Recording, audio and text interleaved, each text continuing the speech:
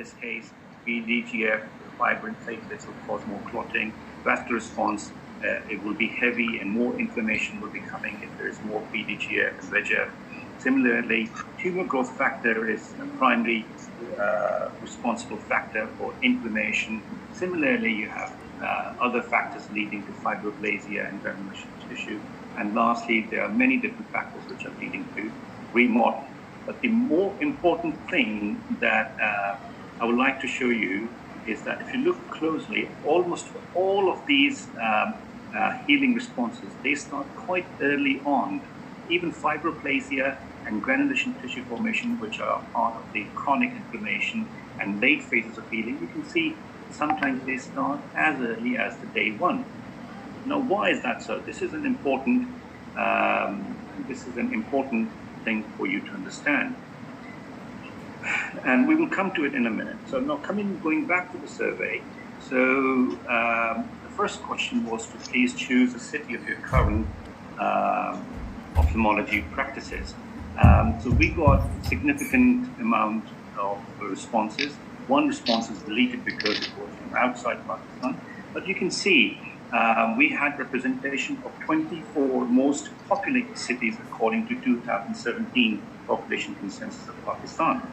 So in other words, stimulation of the mechanoreceptors, that leads to fibrosis, or it can also lead to the thinning of the conjunctiva. And if it's combined with the Mitomycin-C, you can have thin blebs like this, and which can start leaking. Now, leaking bleb or a weeping bleb, just because there was not the surgeon did not do the posterior dissection, means that the surgeon has, even before he has closed the procedure or done the procedure, he has created an environment which leads to the leaking bleb and hence Trab-related endophthalmitis.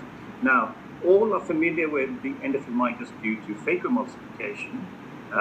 However, the endophthalmitis following Trab is an entirely different animal. It does not behave like a post-bariatric surgery endophthalmitis. This is far more aggressive, and you need to be on your tiptoes to understand the very first sign of the Trab-related endophthalmitis, because if you miss the grace period, it's almost unlikely to salvage the eye. And the risk is not as like in cataract surgery. 1 in 3,000 patients get endophthalmitis all over the world. The world data, even though the first world countries, they are less than 10,000 countries. Norway,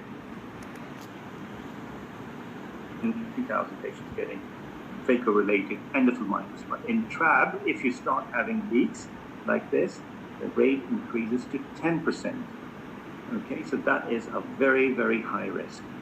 And you are likely to lose vision with this. So the recommendation is dissection should encourage the posterior flow without risking increased risk of hemorrhage and inflammation. This is why you do not do dissection over the superior rectus. It's on the either side of the superior rectus up to the insertion of the superior rectus.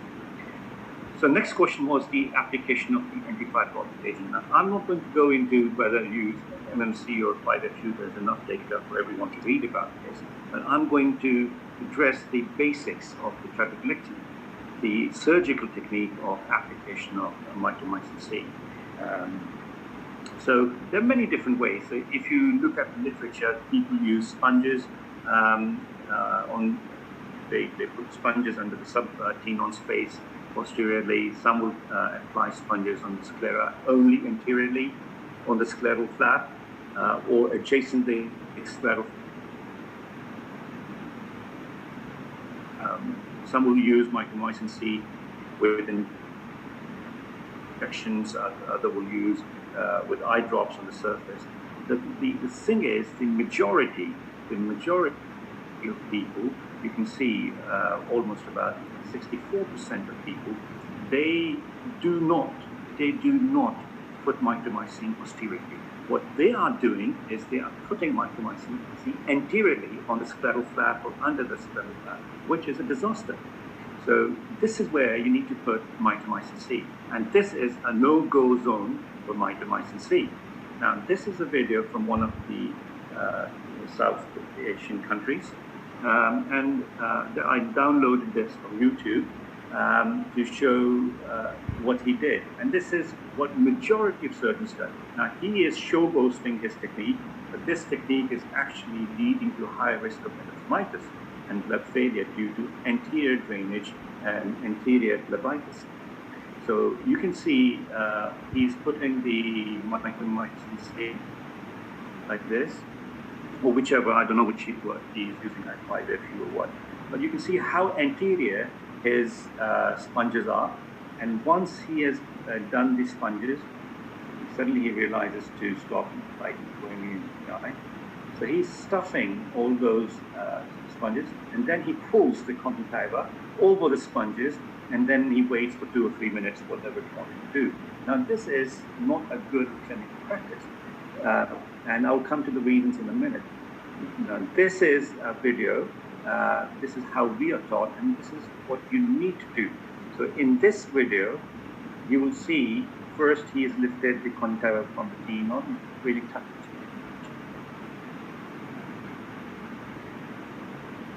The sponge is way back, and you see they're way back. Application, he is using this instrument to keep the conjunctiva high. So he did not allow the conjunctiva, this anterior conjunctiva, to touch Mitomycin-C. And he did not apply Mitomycin-C in the anterior portion where he's going to make a scleral flap. So if you do posterior dissection, and if you apply posterior Mitomycin-C, this is the bleb you're going to get. So you're not going to get thick cystic anterior blebs, which is a sign of a poor surgical technique. So the recommendation 4 was the preservation of anterior conjunctiva during the Mitomycin-C contact, and to use in such a way to allow or encourage the posterior flow of the trab. So the next question was the creation of the scleral flap. Now, in literature, you can see people are making triangular flaps, hyperbola flaps, semicircular flaps, square flaps, which can be 3 millimeters or 4 millimeters, rectangular flaps, which can again be 3 by 4, 2 by 4, 4 by 6, many different ways. But you can see here it was quite encouraging. I was very happy to see that majority of the surgeons, they make a rectangular flap. Now, creation of a flap is an engineering concept that you really need to understand.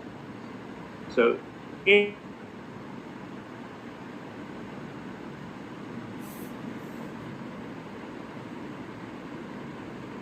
achieve, whether you achieve it by a triangular flap, whether you achieve by a square, or whether you achieve by a rectangular flap, it doesn't matter. Your aim is to allow the posterior flow of aqueous.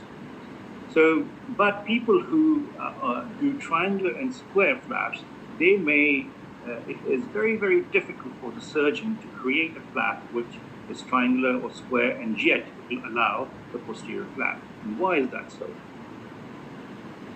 So, the first thing is the aqueous, like water, will flow the path of least resistance. So if there is high resistance, water doesn't flow towards that side, it will flow towards low resistance. So what happens when you create,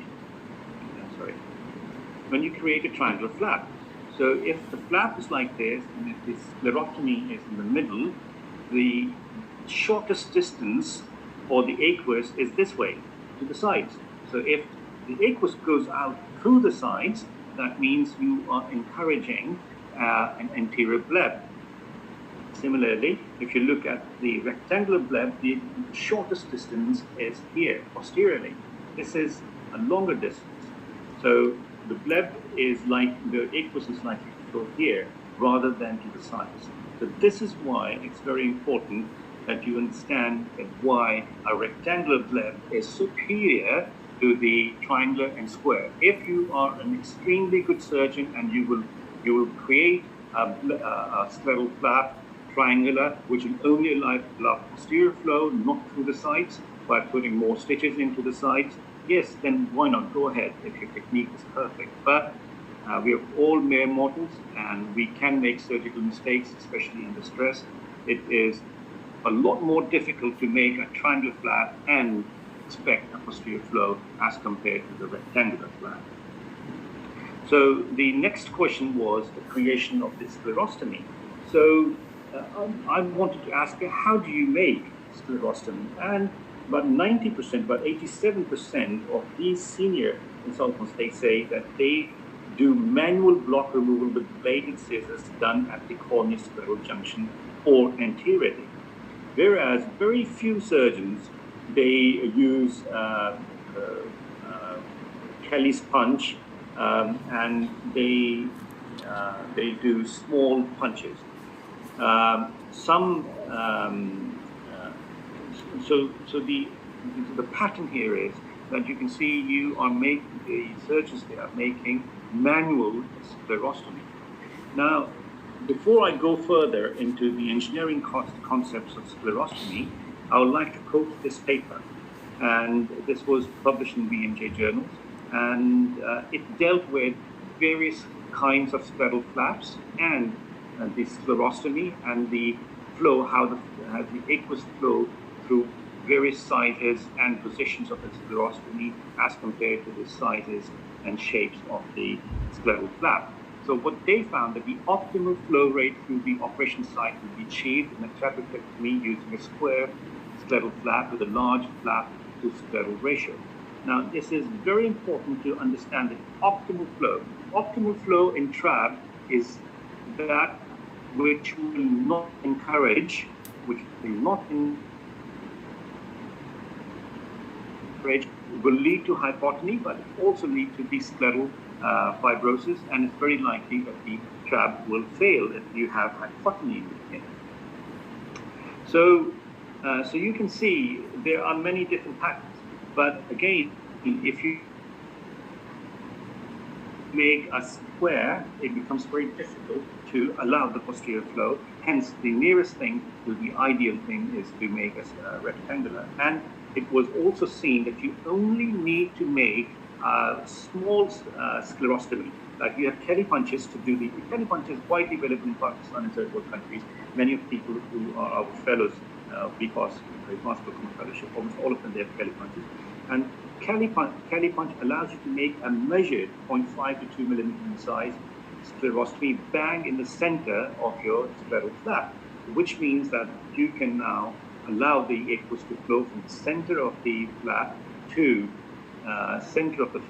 the posterior.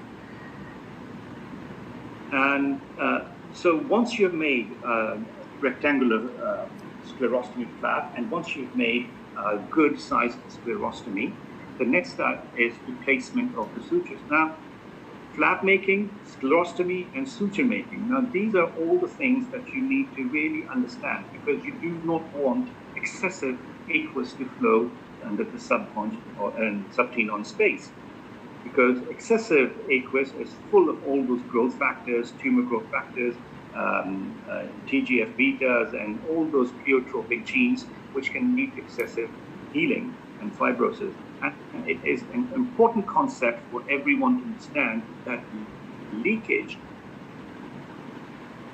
does not lead to hypotony, though it does, but it's important that you understand it's the hypotony that leads to leakage, because hypotony means more aqueous will start to either show excessive fibrosis or it will become quite cystic, especially in the Mitomycin-C cases. And as the intra-blood pressure rises in the cystic blood, it will start to bleed, weak, or even leak, and that leads to higher risk of endophthalmitis. So whatever you're doing with the scleral flap, with the sclerostomy, and with the suture placement, everything is geared towards just the right amount of aqueous to come out and for it to flow posteriorly. So over here, when we ask that, when you place sutures, do you encourage only posterior flow, or do you encourage lateral and posterior flow? So it was, again, disappointing that many surgeons, all of these senior surgeons, about 73% of them, they encouraged lateral and posterior flow.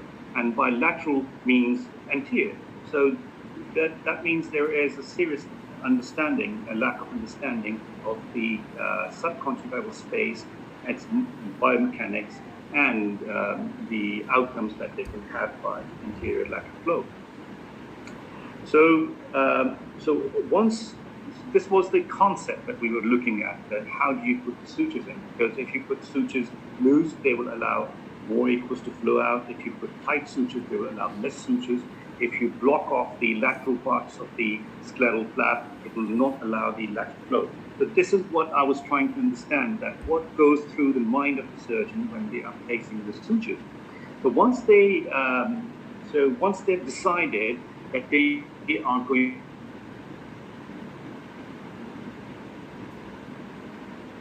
the next question was, what kind of sutures do they put in? Do they put releasable, adjustable, do they put fixed, or do they put loose sutures in? So it doesn't matter. Till the time you can control the flow of aqueous through the fistula, through the scleral bed, under the scleral flap, into the posteriorly, into the subtenon space, that is good. How do you achieve it? All surgeons are different, the techniques are different, they're perfected the different techniques. But you need to ensure that you will lead with just the right amount of the aqueous to flow posteriorly. So if you put a releasable and adjustable suture, that gives your technique a bit of play later on in the post-op period, that you can, if it's tight or if it's adjustable, then you can play with it to allow more aqueous to flow out if the pressure is high. But if it's a fixed suture, then you have to do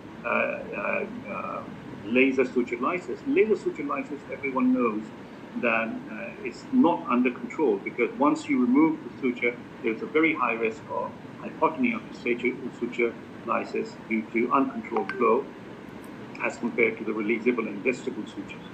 And fixed loose sutures, now this was very upsetting to see that about 40% of senior surgeons, that's a vast majority of senior surgeons who are training the new generation, they use loose sutures. Loose suture means that there is no control of aqueous from coming out. It's just going everywhere. So the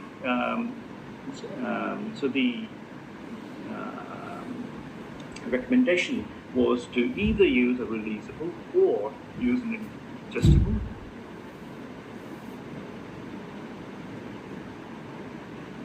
The suture lines are good later. But either way, you need to have a control. A slit lamp or the OCT photograph of the optic nerve head, and the photograph is not very clear, but you can see there is advanced cupping. You can see almost cupping going all the way. And on the OCT scan, you can see the Brooks membrane opening, this brighter line. It's almost to the edge of the neuroretinal vein. So there was almost 0.95, 1.0 CD ratio with this trab. And I did the surgery. Now, when you do the surgery and when you put the releasable, I do releasable sutures. So the way to do the releasable sutures is that in the first post-op day, you see the patient and you assess the pressures. So ideally, we aim for slightly high pressures, like which is in late teens to early 20s on the first post-op day, because loose sutures will just lead to hypotony. So at this level, we will do the ocular massage, and by doing gentle ocular massage, it will allow enough aqueous to flow out under the lead, and the pressure will reduce. So I saw this patient first post-op day, the pressure was around 18, and I did gentle massage, the pressure dropped to around 8 millimeters of mercury, and I let the patient go to come back in 5 to 7 days. So when the patient came on the week 1, the pressure was 37. So now this is the time when excessive healing has happened, fibrosis happened. So I removed the first suture. Usually we remove sutures at 2 weeks, but sometimes in aggressive healers, you can even remove one of the sutures and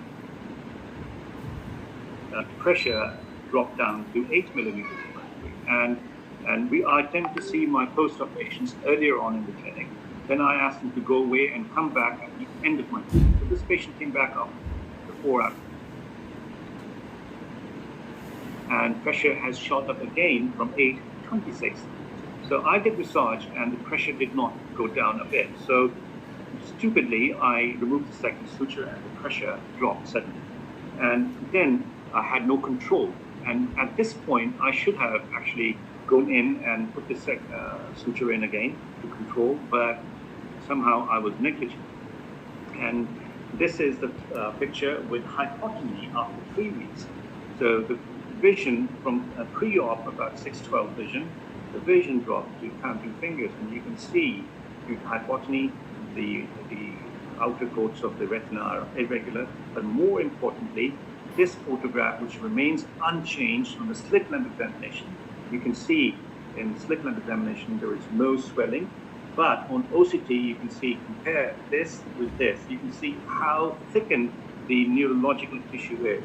Now, after Trab, with good pressures, the rim thickens anyway, but in hypotony, when it thickens like that with reduced vision, that's a sign of the optic disc edema, which is due to the stagnation of exoplasmic flow. So an optic disc edema means that whatever the nerve fibers were left, they got swollen, exoplasmic flow halted, and I still somehow, I do not know why, this is one of my biggest regrets in my life, I did not go back with suture in to raise the pressure again. And this patient stayed like that for 3-4 weeks before pressure started to rise again. But by that time, this person has already lost all of the nerve fibers, and the vision never recovered. So see, hypotony after Trab is a killer. And for this reason, if you look at any international standards, if you get 2 consecutive pressure episodes of IOP less than 5, that is considered as a failed Trab all over the world. So, but I know from running around and trotting the globe that many Asian countries, the concept is to have very low pressures in the beginning, and in 3-4 months the pressure goes up to 12. Well, and you now understand that that is a failed procedure. It's not considered a successful procedure because of many different complications leading from blood leaks that would happen late in the life to almost optic nerve edema and loss of optic nerve, and even the macular edema. Macular edema after low pressures is still manageable unless you get dark and low bands due to RPE changes, and the vision recovers. But optic nerve edema is very, very dangerous. And yet I have not discussed the choroidals. So when you have low pressures, you have choroidals which are mostly aqueous. But hypotony alone is not sufficient to lead to progressive choroidals.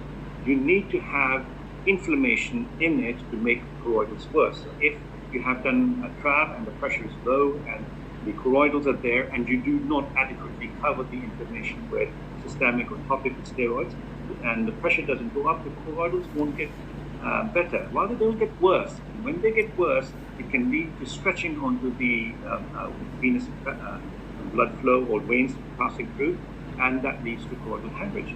Once you have a choroidal hemorrhage after choroidals and Trab, that is usually the end of the eye. So how do you put the suture in? So this is the, I'm not showing. So this is a sclerostomy. So you can see it's a rectangular bleb, and right in the middle, that's all you need to do.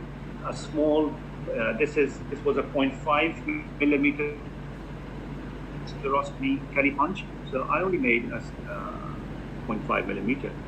So now, so in this case, you can see that I've already passed the releasable suture. So the next video is how do you put releasable sutures in.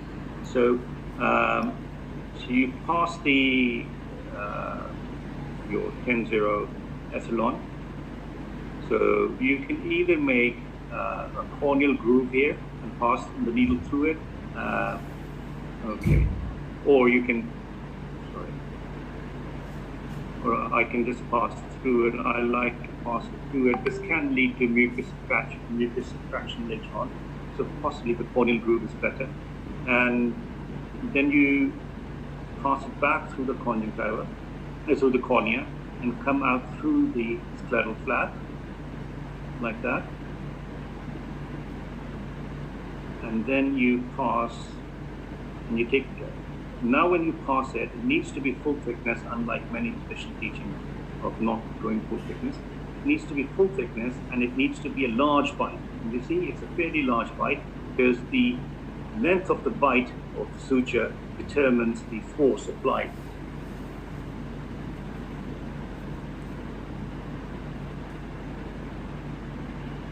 Okay, so once it comes out, now this loop that you have is what you pull, and this opens up. So on both occasions, sorry, I missed something. So what you do is once you've done this, then you make 4 throws, and then you hold this portion like a shoelace. You do a tight suture. Now, suture needs to be tight, okay? And the tightness is what you need to titrate, that it should only allow the fluid to come out when you depress the posterior lip. Okay, so you can see I'm making it tight. And so this is again the same thing. So I'll go past it. So this corneal loop that I'm just holding, this is what you pull at the end when you want to release a suture. And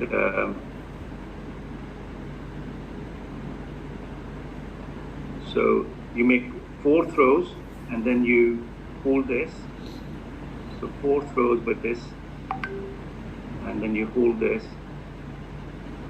and you make a tight suture. So it needs to be tight, and it should not allow the aqueous to come out. It's not very tight. If you make it very tight, then the pressure next day will be very, very high.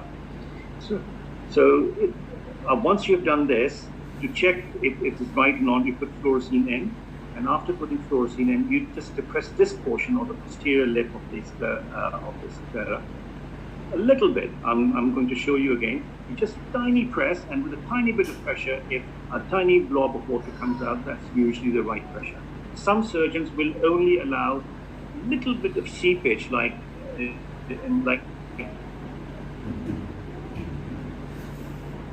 at that level, and others will only allow the passage of water once you depress the posterior lip. Okay, and so the recommendation 5 was the creation of scleral fat, sclerostomy sutures to encourage optimal flow, posterior flow, and predictable flow. So, and this is the make and break of the trab, the conjunctival healing process. Now, we don't have much time, so I'll quickly say that it was not very good to see that people just close very loosely the conjunctiva. The conjunctiva should be closed as a watertight. So what we do is you pass the suture backwards through the cornea, and then you bring it out and bring it back, and now then you make the first string, preferably with conj and tenon taken together, like this. And now when you try to put the suture in, it will be self-buried, and it will bring the conjunctiva to the right place. And similarly, you repeat it on the other side. So when you repeat it on the other side, so the conj close. Now, at this point, you must also secure this area. So you can pass the mattress sutures. So I'll show you.